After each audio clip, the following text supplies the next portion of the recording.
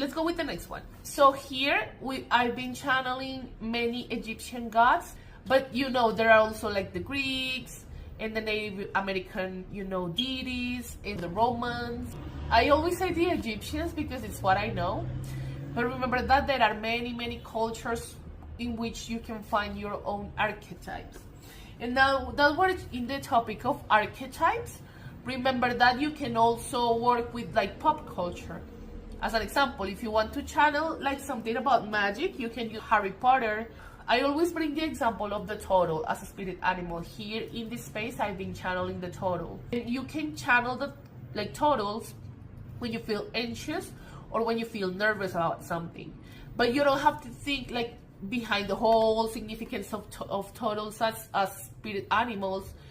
You can always think like of a turtle, like Finding Nemo's turtle, So there are ways in which we can channel. I was actually thinking about Game of Thrones. Like, if you want to think about a divine feminine energy as an example, channel Daenerys Targaryen as an example, you see? So these are pop culture references, but the importance is the archetype. What does that person or whatever character represent? And that's what we channel when we, work with archetypes. I highly recommend you to study, obviously, to get to know your specific deities according to the culture you're most interested in. But we can also channel it with pop culture, okay? But let's go back to this.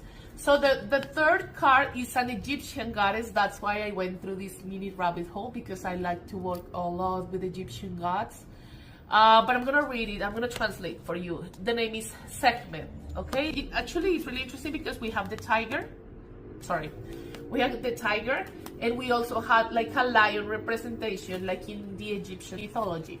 So, lioness goddess, so to speak, from an Egyptian origin. She assists us when we have to work on our anger management, or when we're frustrated with frustrations, feeling frustrated about something. She allows us or gives us the power to express this energy in a creative way instead of a destructive way. You can draw her, or you can get a little picture, with her, face, or maybe put it in your altar, or again bringing back the example like in the background of your cell phone, if that's something you want to channel, maybe anger management or when you're feeling frustrated and stuff.